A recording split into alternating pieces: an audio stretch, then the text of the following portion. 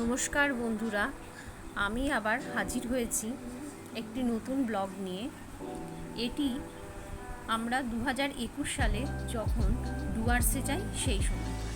2021 সালের ডিসেম্বর মাসে আমরা করোনা পরবর্তী সময়ের মনের শরীরের সমস্ত গ্লানি কাটিয়ে উপস্থিত হয়েছিলাম ডুয়ার্সে। এই জায়গাটি জলদাপাড়া অভয়ারণ্যের একটি অংশ। আমাদের ট্যুরিস্ট গ্রুপ ভোর 4টেয় রেডি হতে বলেছিল। 5টার মধ্যে আমরা জলদাপাড়া অভয়ারণ্যে এসে হাজির হয়েছিলাম এবং এখানে এসে আমরা যে সাফারি করি তারই একটা ছবি ধরা পড়েছে। এখানে প্রচণ্ড ঠান্ডা এবং প্রচণ্ড ঠান্ডার মধ্যে আমরা সেই গাড়িতে করে সাফারি করি। আমরা যেমন আশেপাশে কলকাতা শহরে কাক দেখতে পাই, এখানে সেই হারে ময়ূর দেখা গেছে। গন্ডারও ছিল, ছবিতে ততটা ধরা পড়েনি, গাড়ি থেকে সেভাবে ছবিটা তোলা সম্ভব হয়নি আমার সেই মুহূর্তে, কিন্তু এত সুন্দর চারিদিকে ময়ূর ঘুরে বেড়াচ্ছিল, ভীষণই ভালো লাগছিল। তাছাড়া একাধটি গন্ডারেরও আমরা দেখা পাই। জলাধারের পাশে একটি গন্ডার বাচ্চাকে নিয়ে জল খেতে এসেছিল।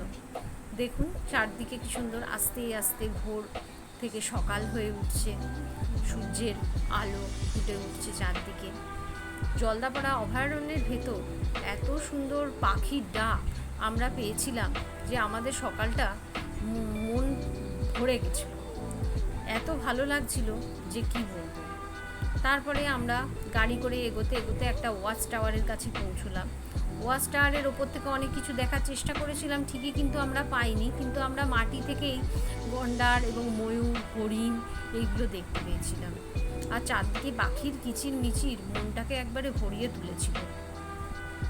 দেখতে পাচ্ছেন চারদিকে শীতকালে কুয়াশার মধ্যে দিয়ে গাড়িগুলো কীরকম ছুটে যাচ্ছে। দেখুন খুব আকাশ লাল হয়ে উঠেছে, সুন্দর লাগছে আকাশটা। আশা করি আপনাদের এই জলদাপাড়া ভ্রমণ করলে ভালোই লাগবে। যদি আমার ব্লগটা আপনাদের ভালো লেগে থাকে তাহলে অবশ্যই একটা লাইক আর শেয়ার করতে ভুলবেন না। প্লিজ আমার চ্যানেলটিকে সাবস্ক্রাইব করুন যদি ভালো লাগে। সকালের আকাশ সূর্যের লালিমায় একদম ভরপুর হয়ে উঠেছে। আশা করি আমি আপনাদের আরও অনেক সুন্দর সুন্দর জায়গা ভ্রমণের ছবি তুলে ধরতে পারব।